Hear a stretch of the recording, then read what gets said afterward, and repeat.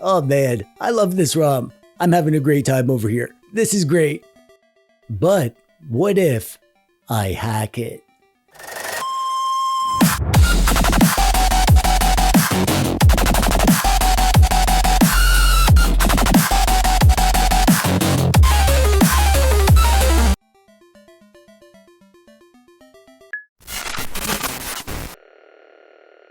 Aw, dang it! Not again.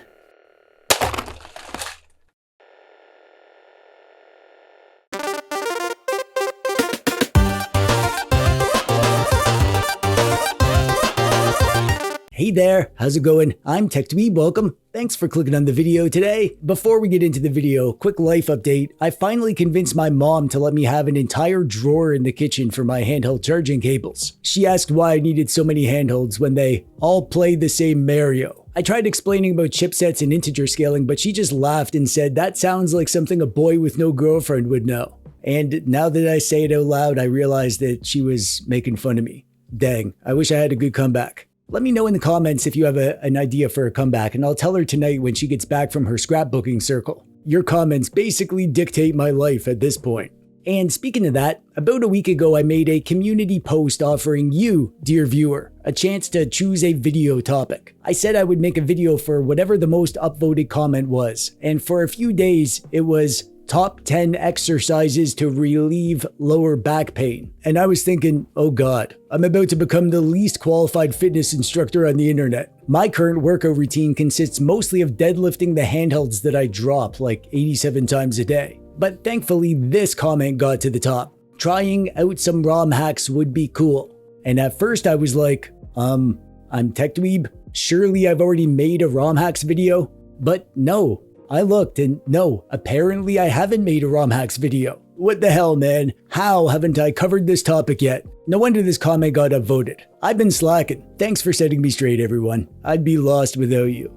And holy jeez, the world of ROM hacks is freaking massive and cool and interesting and fun. I've been a big fan of ROM hacks since I got into emulation, but while I did some research for this video, I was kind of blown away at all the stuff that's out there. So today I'm gonna do a little sampler platter of the retro game ROM hack world to show you a few of the big ones and some interesting things I found. This will not be my last ROM hacks video though, because I now have a spreadsheet. And if a dweeb makes a spreadsheet, you know it's getting serious.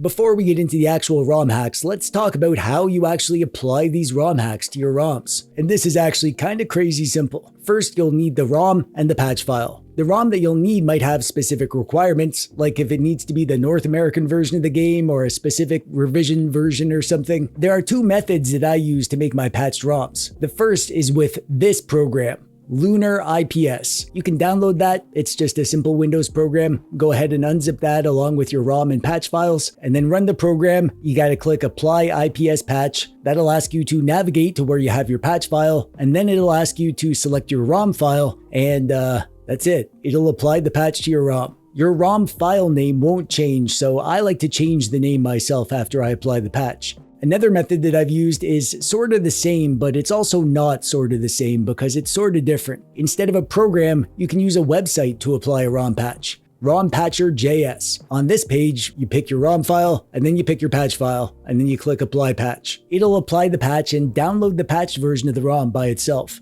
The first category of ROMs I want to cover is translations. This is what it sounds like. Fans have taken on the task of translating foreign language games into other languages. Usually this is for games that were released in Japan and then translated to English. Probably the most famous translation ROM hack is the fan translation of Mother 3 for the Game Boy Advance. The Dusty Game Society tackled this one, and it was one of my favorite Dusty Game Society games that we've ever played. This game was so good, I loved it. And if not for fans taking the time to meticulously translate it, we'd still not have a good way to properly play it here in the West.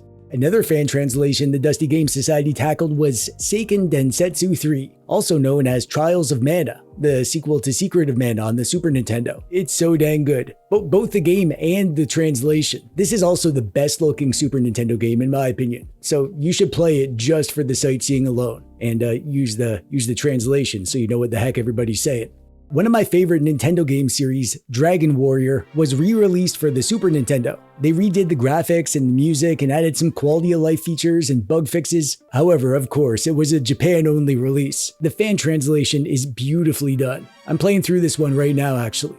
One of the best parts about fan translations is that they not only give us the super big well-known games that for whatever reason never left Japan, it also brings us the quirky lesser-known games. The Frog for Whom the Bell Tolls is the translated name of a game that I won't even attempt to pronounce. A Game Boy game that was released only in Japan, and it was super well regarded there. It's this very unique story-heavy action RPG that is honestly super interesting and fun. I'm looking forward to giving this one a proper playthrough someday.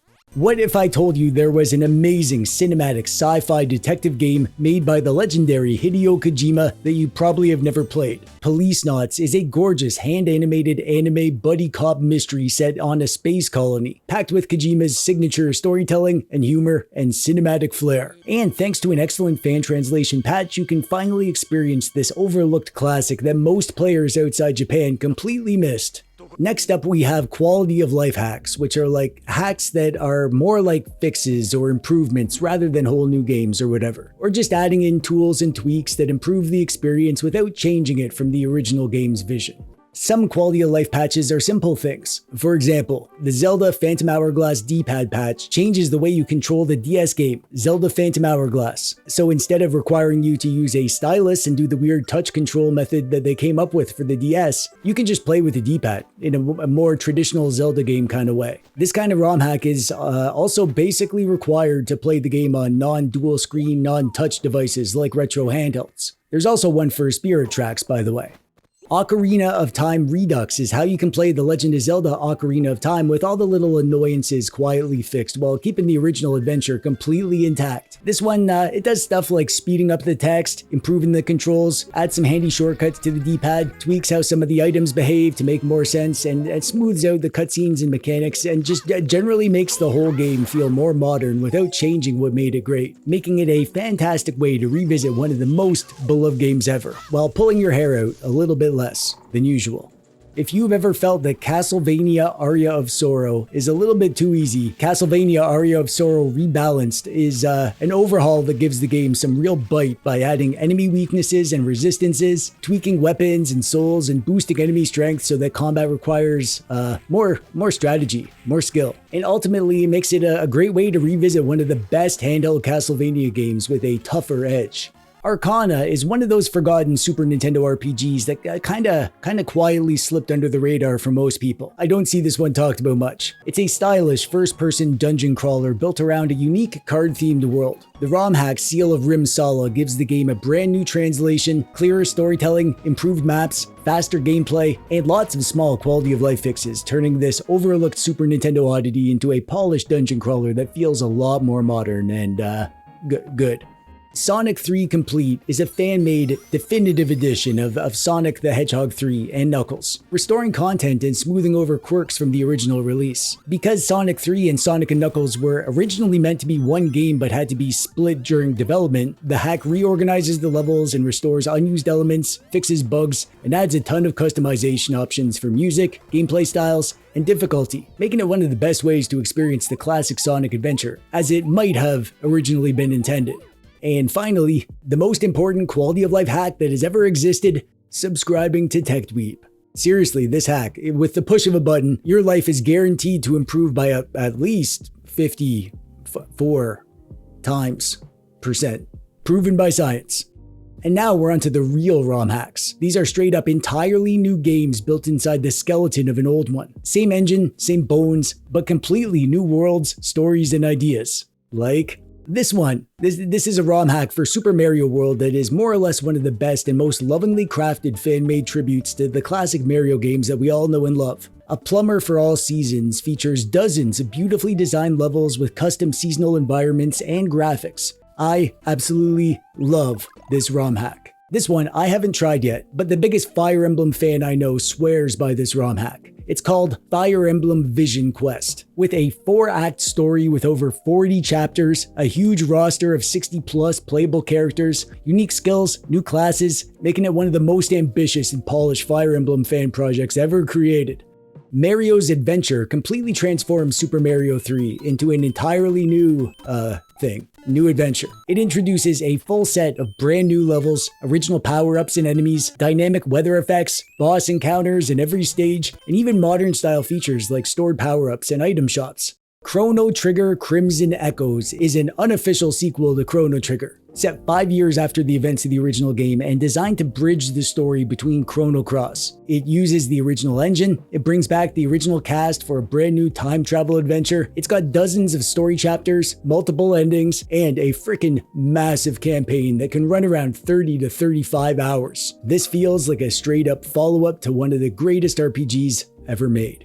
This is a ROM hack that I've shown before. Actually, I made a full-on dedicated video of this. It's NHL 94 for the Sega Genesis, but the legends who make this ROM hack have been keeping this old retro hockey game updated with all the latest hockey stuff. Every year there's a new version of this, with all the modern teams and rosters and logos and players and stats, along with tons of quality of life improvements, game mechanics tweaks, updated graphics. This is basically like if NHL 94 never stopped being worked on. Super Mario Odyssey 64 is a crazy fan project that essentially turns Mario 64 into a demake of Super Mario Odyssey from the Switch. You get the ability to throw Mario's hat, like Cappy, you get Mario Odyssey inspired worlds and music arranged in Super Mario 64 style. This is so cool, and it shows how far fans have pushed the Mario 64 engine. We're still getting so much out of this old game. And speaking of Super Mario 64, Super Mario 64 Star Road is another ROM hack that sort of acts like an expansion to the original game. It features 15 completely new courses, a bunch of secret levels, custom music and graphics, new enemies and bosses, and a full set of 130 stars to collect. And there's a new story too. This ends up feeling like a real lost follow-up to Mario 64. Smash Remix is a super ambitious ROM hack for Super Smash Bros. That expands the original game into something that feels just way bigger than the original. Because instead of changing the core mechanics, this project focuses on adding massive amounts of new content while staying true to the original gameplay. So you got dozens of new fighters, a huge lineup of additional stages, new items, and quality of life features while keeping the original roster and feel intact. I think of Smash Remix as a love letter to Smash 64 that just expands the game without losing the simple chaotic charm that makes the original one so great. Now, when it comes to Pokemon ROM hacks, there are hundreds of them. And to be honest, I am not a good person to judge Pokemon ROM hacks because I'm a casual Pokemon player at best. But I do keep my ear to the ground and I've picked two to share. The first one that I'll show you is Pokemon Unbound. It's built on the engine of Pokemon Fire Red, but expanded into this huge thing that feels like a completely new game. It's set in a new region. The story follows a conflict involving an ancient sealed power and a criminal organization trying to unleash it. The game adds Pokemon from multiple generations, modern battle mechanics, a custom mission system with dozens of side quests, character customization. It's just a massive feature-packed adventure that many fans consider one of the best Pokemon fan projects ever made.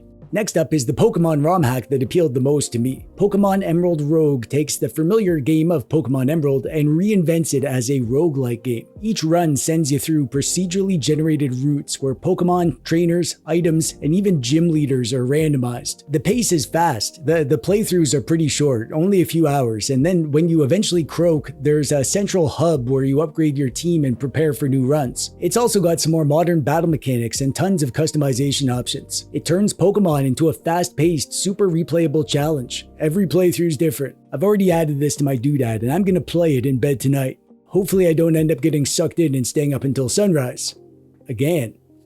And then we have the weird ROM hacks. These are just like goofy things or oddball experiments. I'm not gonna spend a ton of time on these, but I need to have some way to show you Super Mario World, but Mario has a gun. That's the actual name of the game. And you can shoot things and kill things with your gun.